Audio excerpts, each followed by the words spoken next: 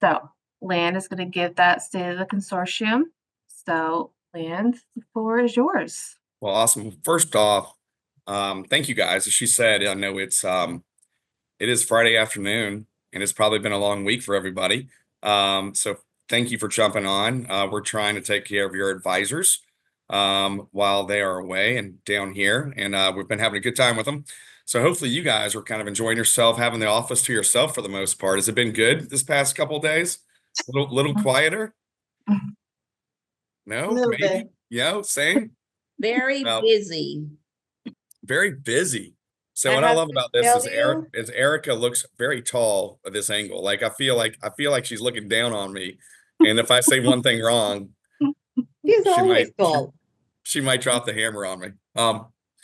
Well, good. So a lot of y'all heard a lot of this. So I'm really gonna hit on a few things from that I think the rest of you guys should know. So it might be a little repetitive, but I'm not gonna go through the whole PowerPoint. I don't think that be a great use of your time, but let me pull it up.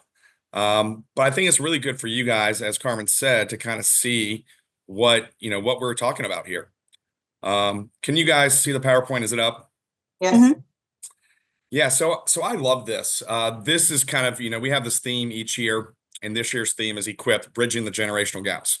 Now I'll hit on what those are here in a second, but I love what our marketing team did, this idea of the bridge, and you will see it throughout the presentation there.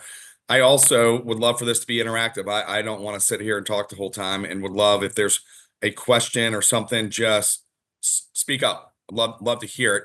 But I do think it's important for you guys to know what the kind of things that happen here. And so I'm going to hit on this very first thing of a story. And it's a story about somebody y'all know. I'm not going to say who it is yet, but this guy was in the corporate world for 30 years, more than 30 years, and he despised it. Corporate politics, corporate bureaucracy. Can I get a show of hands? Who has been in the corporate world and knows all about the corporate bureaucracy and politics? Yeah, and there's this other thing they call red tape. And so, in my mind, if you guys know our friend Ron Wren, who was our chief compliance officer for a long time and director of compliance, I would every now and then have had a few minutes, just, hey, Ron, tell me what it was like. And he was at the big 8 accounting firms and the big 4 accounting firms. And man, he would just get fired up and tell these horror stories of things that used to happen. And I love it. It was entertaining. If y'all know Ron at all, he would do this face like, what were they doing? And it was great. But if you didn't know, Ron actually retired in September. And there's something he said, and if you were in the Atlanta office that day, we had a lot of people there, which was really great. And this is the actual day. I did share with everybody yesterday that the compliance team apparently went out and had mimosas with Ron Zahavit. I'm looking at you. Thank you.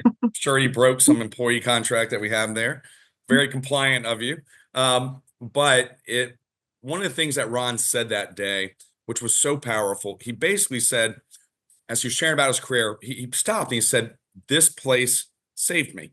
IFG saved me. And he pointed and said, you all saved me. The advisors teams, the IFG staff saved me. And I think it was Ron really reflecting on his career. That was something that he did not enjoy the first 30 something years. And though he worked over 50 years, those last 20, I think he was like, you know what? This place saved my career. Now, Ron's in his 70s, and he is now living in Colorado and happy as can be, I'm sure. But don't tell a story about somebody else. A senior at Belmont University, graduating in May of 2020, Nashville, Tennessee, had a dream, had a thing. He went to, and if can anybody tell me what this is right here? Does anybody know what is going on in this picture? Who wasn't there yesterday? I'll give you a hint. Murfreesboro, Tennessee. All right, this is Bonnaroo, and it's a famous outdoor music festival. He went to it and just fell in love with it, and basically was like, hey, I want to be in this business. I want to be in the business side of putting on outdoor music festivals. And he was interviewing, really excited, felt like he had some promising opportunities. And then March of 2020 came along. As you guys know, that was the start of the pandemic.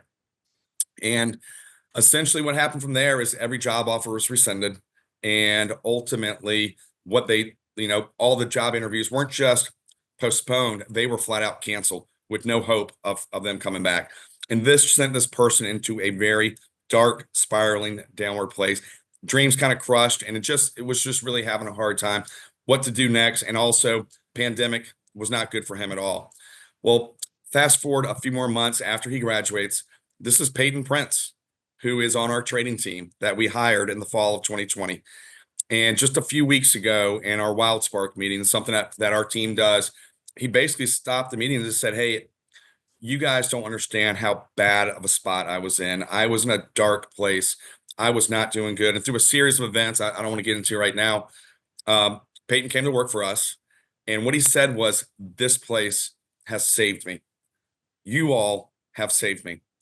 And I love that within a 3 month period, we have a guy in his 70s and a guy in their 20s basically saying the exact same thing, that this place saved me. And I want to talk. I don't think we have anybody from Becky Farrow's team on it, but I spoke to Becky Farrow. If you know Becky, she is in Port Charlotte in Florida. Been hit by a couple of hurricanes the last couple of years, has a lot going on in her life. But she joined us in 2017. Her business was just flat. She wasn't having fun, but we saw a lot of potential in her. And her goal, her dream was to get to $1 million of revenue, which she hit last month, which is just amazing, a miracle in itself. But she's got a lot going on right now. And what she said to me on the phone earlier this week is, "They got two rocks in my life. One, my faith. My second one is my friends at IFG." And if I could paraphrase, she basically said the same thing that Ron and Peyton said. This place saved me. And I'm going to encourage you, if you guys look at this slide right here, this is actually an article. Let's see if I can go back. My laptop's slightly delayed. I'm not going to go through this whole thing, but it's a financial planning article that Peyton wrote in 2021, 22. And it's just a really cool article about how the pandemic changed his career. And he talks about IFG, and it just really ends like, "Hey, IFG and what happened with the pandemic and my life getting turned up down saved my life and saved my career. And I'm in financial services now, and I'm staying." And if you guys worked with Peyton at all on our trading team, you know he is absolutely amazing. So keep going through here. One of the things that I thought was really interesting, I think this would be interesting for all of y'all as well. I went through where all of our teams came from. Where did they come from? 44 people in the room today left a captive setting, a wirehouse, a bank, and went independent. Started their own business, which is absolutely amazing. 28 of them had an issue with their previous firm. It could have been they lost trust, promises weren't kept, business was sold, whatever it might be. But 28 of them did that. 16 were independent, but just felt like they were on an island, just out there by themselves. They didn't have a group like IFG. 8 of them, partnerships fell apart. Literally, "Hey, brother-in-law fired me," or, partnership just, betrayed, stabbed in the back, whatever you want to call it. And then 7 of them started their second careers by coming to IFG. And finally, there was 2 who started their own RIAs and actually left, got tired of running that themselves and came and joined us and closed down their RIA. So if you think about where we are at IFG, it's a place where people, something's wrong where they are, and they come to IFG. And hopefully our job is to make things better. And we've had a lot of success of doing that over the years. So moving forward from here, the theme this year is this idea of equipping and bridging these generational gaps. Now, I would assume all of y'all deal with different types of generations, whether it's your kids or whether it's grandkids or people you work with. There's different generations. But in looking at this picture right here, you have Don Patrick in his 70s. You have Noah Shore with Strong Gaddy Lee in his 20s. This idea of trying to bridge the gap between these two. And so we're facing 2 issues. The first one, and I don't know if y'all have seen this, but this is the amount of money that is going to be inherited by different generations over the next 20 years. Now, think about that. That's a huge amount of money, and this is just inherited. This isn't making money. This isn't selling a business. This isn't income from a job, just inherited money. Now, you guys know our advisors' clients. Where do most of our clients live in this graph? I mean, would y'all say 95% of them are either baby boomers or Gen X? You're working with them Yeah. every day. You know Yep. how good they are with technology. Um, it's it's a challenge. And so how do we bridge this gap of not just helping our current clients, but helping the next generation as well? The next one is essentially uh, our average advisor's age is about 55 years of age. The average in the industry is about 59. Last year, 2,706 people came into the industry, licensed advisors. Now, not all of them are licensed. I know two of them on our team, and they're not financial advisors. So 2,704 people are potential advisors. The number of people who will retire in the next 10 years will blow your mind. 109,000 advisors will retire in the next 10 years. You can't add 2,000 a year and lose 109,000. The numbers don't add up. And so our industry, IFG, our advisors have to do a good job of getting people into this industry. And so I think that impacts you guys in a big way. If you are part of a team, I know Allison and Kelly are definitely part of a bigger team with multiple advisors, multiple generations. Look at a few of the others but some of you are just working with one advisor. The chance of them likely bringing on some type of an associate advisor, something over the next 5 years is pretty significant. And so how are we all going to work together? How are we all going to bridge these gaps and get people trained and serve our clients and do the things that we do so well? It is a real challenge. And so what I shared with everybody yesterday is I see it's three things. It's mindset, it's structure, and it's people. And so y'all let me stop sharing here. I want to share two books with y'all, and I'm sitting here at this table, so hopefully I can. There we go. This one is called Unretired. Has anybody heard of this or read this? Do you know what the fastest growing population in the American workforce is? Probably seniors. People over 60 years of age. You're exactly right, Allison. And what this is saying I'm is there. well, this is what he's saying, and I think all of us need to read this because what do we want it to look like? Like I don't see retirement in my future. I don't think I could sit still very long. One snow day at my house literally sent me into a tailspin. Like I need to be out and about doing things. So, but this book is something that we need to read, just not just for us, but for our clients as well. We might be talking to our clients about retirement. They might not want to retire, or they might not want it to look like it does right now. A lot of this book talks about, hey, I was doing this, but I'm doing something different. And they talk about the things that you should look for to find that. And I really believe that there's going to be an advisor at IFG who sells their business. Somebody else is working with their clients, and they're going to come work with us, and they're going to mentor younger people because they don't want to retire. So this is that we got to figure out the mindset of the advisors that we have now. What do they want to do? What does their legacy look like? What's important to them? And then the next one, and I will tell you. Hey, Land, who's the excuse me, who's the author on that one? Of course, great. Mark Walton. Okay, thank you. Of course, it's called The Seismic Trend That's Changing the Map of Life. Unretired: How Highly Effective People Live Happily Ever After. So really good read. And then this one, if you have kids, if you have grandkids, I'm going to encourage you to read this book. It's called The Anxious Generation. If you have a daughter in middle school right now, go get it right now. I'm looking at you, Carrie. It's this is there's all sorts of talk about this next generation and who they are, and especially their love of this. But essentially, what I like about this book, it gives the science behind it. And you don't have to read all the science parts of it, but it actually offers solutions.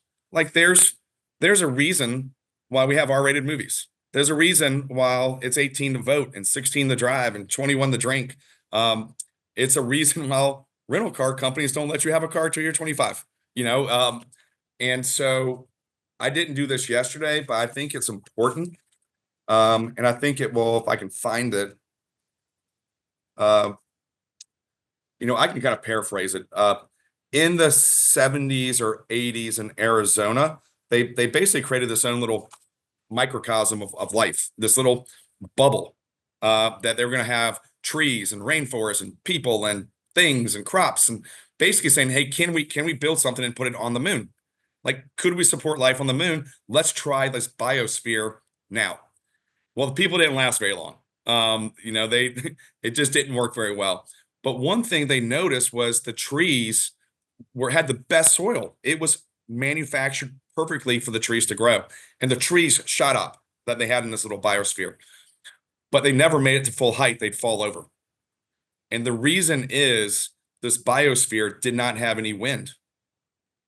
And essentially, the wind, as a small tree, the wind pushes it one way, and its roots react to that, and it grows what they call stress cells or wind cells on the other side of the tree, and the wind blows the other way, and it basically, it's just reinforced stronger cells of the tree because of the wind, and because of that, those stress cells, it is actually able to withstand storms and its own weight when it gets bigger. And what this whole book's premise is, we are over exposing our kids to the virtual world and under exposing them to the real world. And I love it because this is the mindset of the people who are teenagers in their 20s right now. And this is the next generation. And I believe without a doubt that they will probably be some of the most talented and potential of any generation we've ever had. But we've got to understand their mindset, and we've got to connect them to realizing what they're doing is important and why it's important, and help train them and develop them and invest in them. And so it's a real deal. I love that age of teenagers and people in their early 20s. It's a passion of mine, and but I encourage y'all to read it. But that's something that's really important. We're gonna have to figure this out. It's a big deal. And who's the next author? one's Sorry. Go ahead. So who's the author of that one? Oh yeah, I should keep telling you all that stuff. Anxious Generation. Jonathan Haidt. It's H as in Harry, A as in Apple, I as in IFG, D as in David, and T as in Tom. Sorry, first name is what again? Jonathan. Jonathan. Yeah, if you just type in Anxious Generation, this thing pops up. It's getting a lot of traction. A good read that will scare you and inspire you. But yeah, so the next thing is structure. I'm not going to go into that. We talked a lot about that today at the retreat. The structure of the business and how it should be set up really matters. But the third one, the most, I think, important one is the people. We've done a really good job of hiring people at IFG. But we've got to get better at it. We've got to help our advisors and teams not just attract, but hire, train, develop, and retain our top talent. And I don't see anybody on the call right now, but we had 3 associate advisors in the last 18 months who were really good. I loved them. I thought they were great. Thought they would do really well. Our advisors and their teams invested in them, both financially and time, and they left. And they left because, well, I didn't know the route, what my future looked like, or I got a better offer, or whatever it may be. And the advisors had thought they had shared everything with them. They're like, I shared that with them. Well, they didn't hear it. And so we got to do a better job. If you want something, you want to see me get fired up when we lose a really good person because of miscommunication, because it wasn't handled right. That I get fired up. I don't like losing really good people. And so we got to help our advisors. We got to help you all do this. Who has had to either go through training recently or train somebody recently? Right? Raise your hand. Went to training. Yeah. It's fun, right? It was interesting. It was interesting. Okay. He's drinking from a fire hose right about now. It is. It is. And I'm gonna just kind of lay out, this is my dream. We're gonna work really hard this year on like a playbook on how to hire, an associate advisor, start to finish, not just hiring them, but developing them and training them and all the different things that you need to do. But I want to go the direction. I don't know how long it's going to take. I think it's a massive undertaking, and it's kind of an all skate. I want to create like an IFG university. that when you guys bring on a new admin, or if you guys have an associate advisor or a pair planner, that we can help you train them and train them well and allow you to, when you start training, Allison, I imagine you were part of training Kelly. A little You- bit. you have a regular job. You have a full job, but Mhm. now you're throwing training on top of that. We've got to help us get better at that. And so I see some idea of some type of IFG university. It's a massive undertaking. I have no idea how we're going to do it, but we're going to do it. I just don't know how. And I think we have a ton of tools. We have a ton of resources. We have a ton of people that we could bring in to help us out. But we also have like built-in professors. Like, what if we could set this up? And if you want to learn about niche marketing, Mike Tarrant is going to do a class on it.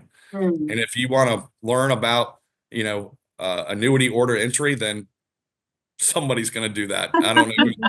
I'm not claiming anybody's an expert on that one because that's, but you get my idea. That's the direction we want to go. People matter. And it's the most valuable thing that we have. And if we can make a difference and help you guys with that, I laughed. There's a book that I have in my office that's called, Going from an Entrepreneur Led to a Professionally Managed Firm. Basically, which is, it's called Growing Pains is the name of it. Mm. And one of the things as an entrepreneur firm does this. Hey, who am I going to pick on? Heather, I want you to go do this. But they don't tell you how to do it. They don't tell you what to do. And you just go figure it out. That anybody ever had that said to them? Mhm. Just go figure it out. That's been from day one, pretty much. I can imagine so. Mhm. I think So I have really want to help out with that. And then if you guys know me at all, I love history, and something we don't talk enough about is our interstate system in our country. Like, it's amazing. It was in the 1950s. Eisenhower put it down. And I didn't share this yesterday, but you guys should know this. Do you know, like, I think it's like every 5-mile stretch or 10-mile stretch, there's a mile that's straight. I wouldn't do that. They're required to be straight. Do you know why? Uh-uh. To break It the was- monotony. No, it was built during the 50s. What was going on? Cold War. Oh, They wanted to be able to use the highway system as runways if they needed to. brilliant. Yes. So Eisenhower coming out of World War II, just a little, tidbit. But what I shared with everybody yesterday is this. Think about every interstate, and I'm just going to take I-10. I-10 goes from Jacksonville to San Diego. Like, that's a long highway. It's a journey. And think about, there's stretches where it had to, crevices, ravines, lakes. What did they do? They built bridges Mhm. across it. And I think this is where I look at all of us together saying we have to build bridges to fix these gaps, these generational gaps that are entering our industry, entering our workforce, entering our businesses. And I think it's something that all of us, and Eisenhower said this. He said, every obstacle has a solution. The key is persistence.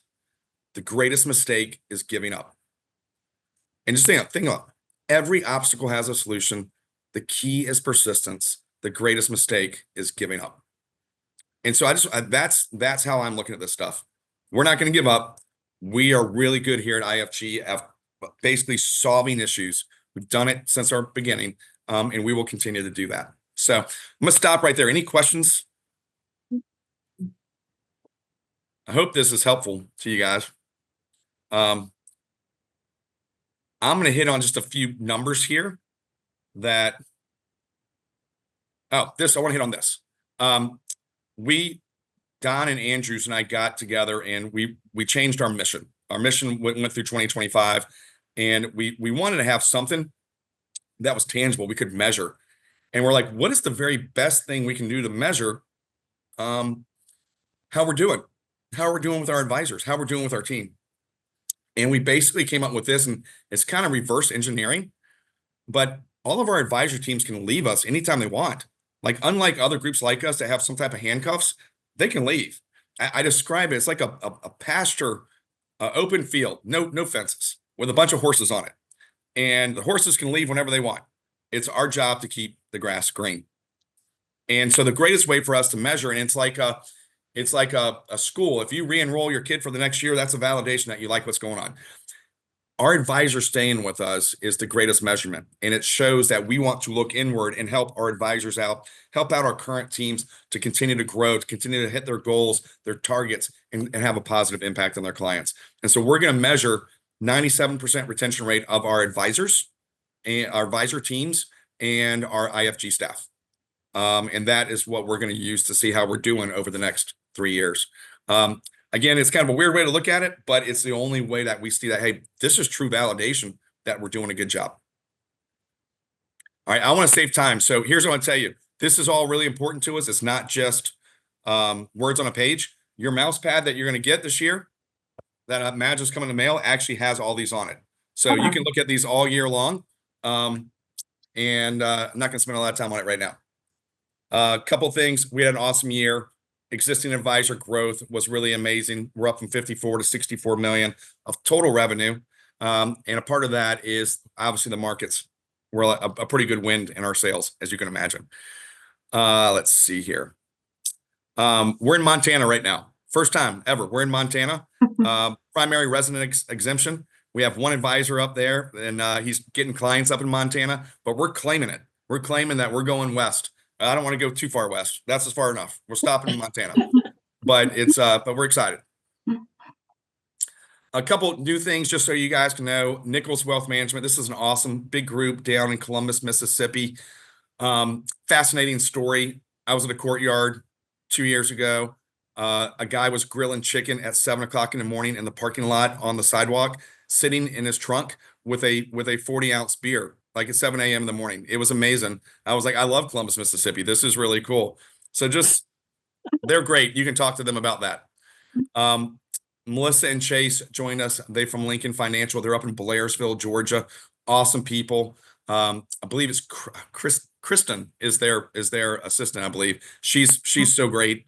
Lots of fun. Melanie Kohler, as one of those people who left a difficult family partnership. She's our third RIA only advisor. So no FINRA license. She's here in Atlanta, Georgia. Really, really a sweet lady. Excited to have her on board. This is a big group here called Wellstead. They joined us from Lincoln. They created the name Wellstead. We helped them do it, helped them with their website. Jason, Scott, and John are all here in Atlanta. And Vlad and Rosti. Anybody want to take a shot on their last names?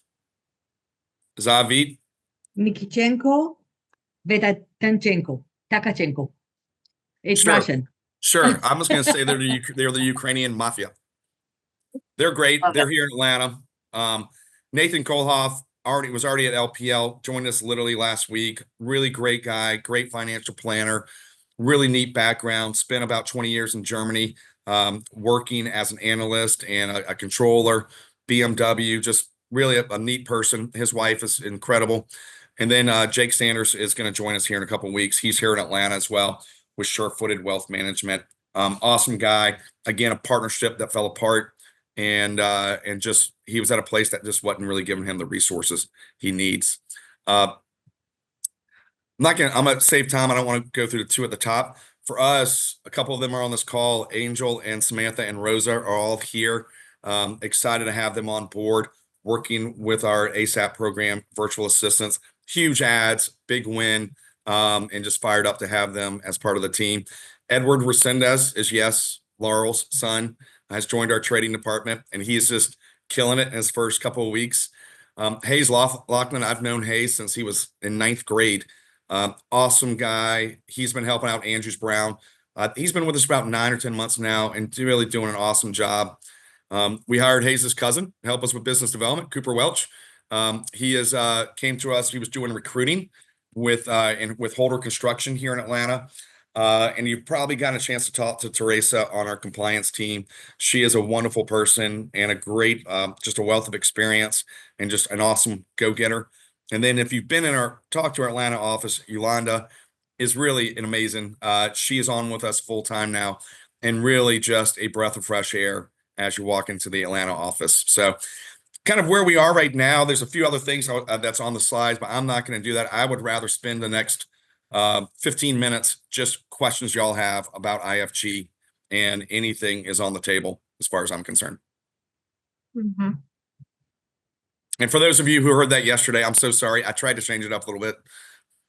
No, I think that was I used great. stories. Okay. I used some stories about trees and gave y'all facts that they didn't get yesterday. So, what questions do you guys have? IFG, LPL, industry, or family?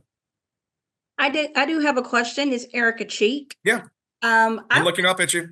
I want to talk about as we continue with the consortium and the growth, bringing on the new the younger generation in the financial area. Does IFG have by the end of the year, do we have a number of these junior associates that we want to merge into the business? Second part of that question is, do we have the aristocrats, the financial advisors that's been here for the founding members? Do they have a platform that they're actively looking for younger partners? Yes. No, I'm sorry. There's a lot more to that. So I can't, we really value independence. It's the very top list on our core beliefs. I can't make anybody hire anybody. And so what we basically said is we want to make introductions. We want to introduce at least 10 people that we think are qualified potential associate advisors. We'd love for our advisors to hire 3 or 4 of them. I don't know which teams they're going to go to. I don't know which advisors are looking, but we'd love to make introductions. And I think that's the best thing IFG can do. The other thing that we can do is ultimately, and I'll tell you how we're going to do it real quick. Cooper and I are going to go to the University of Georgia. We're going to go to the University of Florida. We're going to go to Georgia State. We are going to be working with LPLs. Georgia Tech. Working with LPLs. What'd you say? Georgia Tech. Yeah. Those people expect too much money. But it's we're going to really try to broaden that net. And the best thing we can do is make introductions, make sure our advisors have a sound job description, training plan, development plan, all the different things that are involved. To answer the next question, we have some teams that are doing it really well as far as using an internship program to bring advisors in. We have other ones who are, if you look at, I said there was 7 or 8 people who came from a second career. Tommy Barnes and Derek Keeney with NIDA Financial Group in Cartersville. I mean, just 8 years ago, one was running a paper plant and one was working at Anheuser-Busch. And now they have this great business. I think we're kidding ourselves if we're not looking at, what I would consider your client base. Who's somebody in there who might be a good advisor? And they don't have to be 23 years old. If we get somebody who's 35 or 45, maybe, successful in their career, but like looking for a change, that's essentially what you had with Tommy and Derek. Brian Quinn is a good example as a wholesaler. So I think there's different ways to kind of, I hate that phrase. I'm not going to use that one. There's different ways to get to where we want to go. Erica, the best thing we can do is help prepare our advisors. They're naturally not the greatest at managing and training people. And that's why, you hear the term unintended business owner. Like all of a sudden I have 4 advisors and 5 staff. How did this happen? And we have to train them better to manage people. I do not like as much turnover as we've had with our advisor teams this year. It's not good. It's not healthy. And it goes down to employee management. We got to get better at it. So I don't know if I answered your second question. Did I answer that, Erica? Thank you. That gives me some insight that I can take back to my team. Thank you. Awesome. Yes. When I worked at Morgan Stanley in Northern Virginia, we had a lot of Army Navy guys because the one manager was a Navy guy, retired admiral, became a financial advisor, ultimately became the branch manager. And then behind him, when he retired, an Army guy came in. So it became a competition to hire more Army guys to outnumber the Navy guys that the admiral had hired. And they were going to the Pentagon, Yeah. getting these guys as a second career out of the military. So the military is, they're very disciplined, people who come out of the military. Yeah, you don't have to question work ethic at all. I mean, that's Not at all. for the Not at majority all. of times. I think military is a great place to find people. I'm always intrigued by the ones where, hey, you know what? They worked their way through college. They paid for their college. They've scrapped, they fought. I think I'd rather have somebody like that than the person who comes from UVA with a 4.0 GPA in college. You want scrappy people. You want people with grit, and determination. And I think that's a big deal. So I think, military, so college athletes, people who work their way through. I think it's, I laugh. Baseball is more like life than any other thing I can possibly imagine.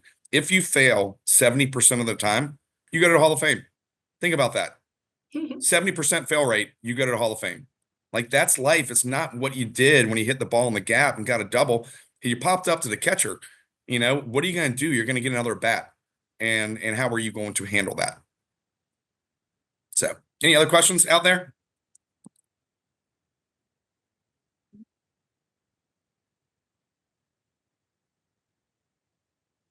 Come on. No. You got me. I'm just We got open book. another 5 minutes, people. What do y'all want to know?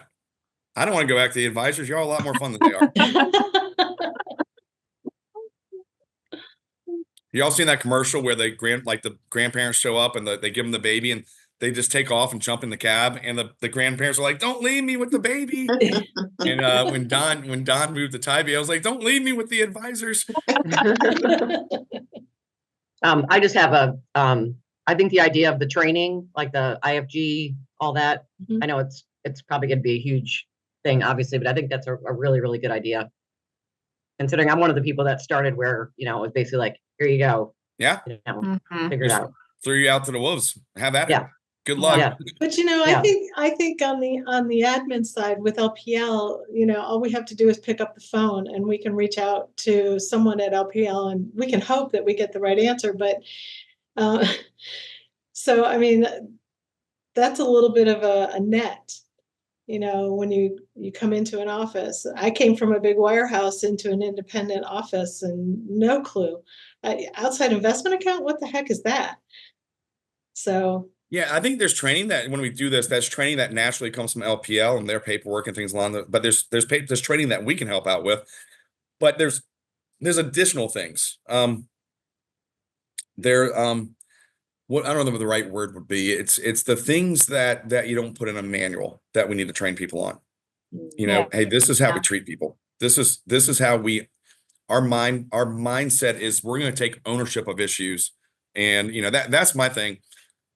I encourage our team. Hey, I think that's the worst thing LPL does. Their person you're talking to doesn't take ownership of the issue.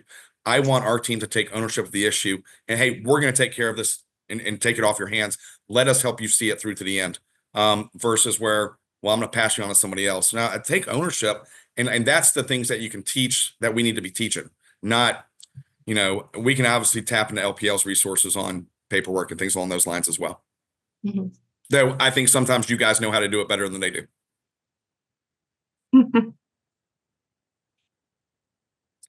What other questions? I got a couple more minutes here.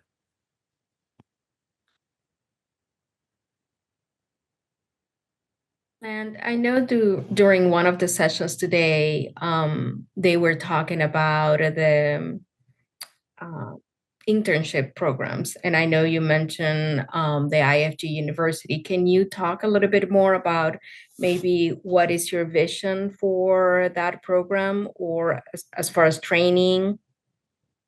Yeah, it's still kind of a work in progress. What I would love for associate advisors, I'm going to start there. I would love to have like a pledge class. Let's say, everybody on this call who has a team had somebody hired this year, and that we would bring them to Atlanta maybe once a quarter for a week, put them all in a hotel together, make them eat together, 3 meals a day. But actually, all right, this week we're going to work on X, Y, and Z, and there's going to be things for them to do when they go back. LPL has a training program. I think it's pretty good, I guess. I don't know, but it's like ridiculously expensive. I don't think it should cost that much. I think our advisors and our staff would be grateful and say, hey, we'll lean in. But the challenge is, okay, they come here, they learn stuff, then we got to send them back to their offices. And there's going to be a program that the advisors need to work on and train them. But I see that as like a pledge class. Like we're the class of 2024. I think that would be really cool. The other thing is I'd love to get like a cohort, what if we could find a coach, financial advisor coach who worked with them as a team, but also as individuals. And so, if we'll work out a deal with somebody, and let's just say that guy's name is Rick or her name is Sally or whatever it is. And we're going to, each advisor is going to pay their portion, but for them, it's a beneficial thing. Hey, I'm going to be working with these 5 people for the next 12 to 18 months. And I'm going to do it in individual sessions and in group settings as well. And so I see that. I see, okay, we're going to work on financial planning. Well, there's a lot of tools and resources that we already have. Hey, go watch these videos, go do this. And then we're going to bring you in for a crash course. Now, each advisor does things a little bit different. Our goal in this program, we get people 90 yards down the field. Everybody does the last 10 yards differently. Can't do that for you. But if we can get people 90 yards down the field, I feel that we'd really make be a huge value add to our advisors and their teams. Awesome. Thank you. So internship programs, I believe in them. If your team wants to do it, call me. Who was an intern growing up? Raise your hand if you were an intern. What is the absolute worst thing about being an intern? No pay. No pay. Yeah.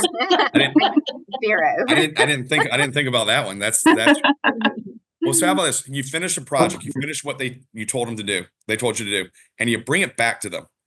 And you're like, all right, I'm done. And then the person in charge is like, oh crap, gotta find something else for you to do.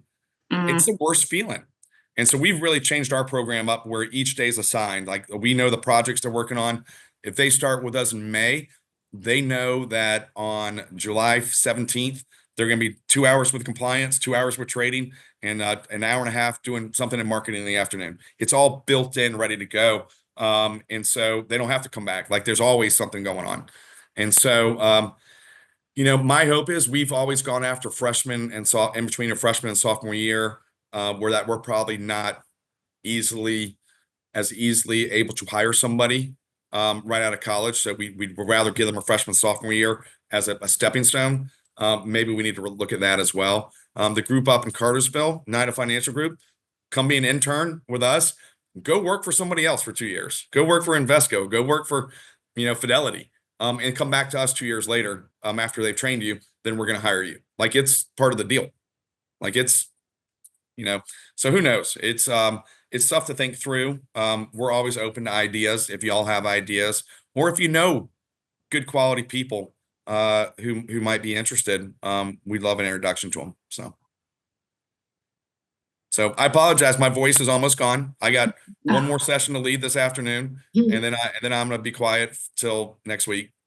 But I do need to head back downstairs. But I do want to say thank you. Thank you all for jumping on a call Friday afternoon.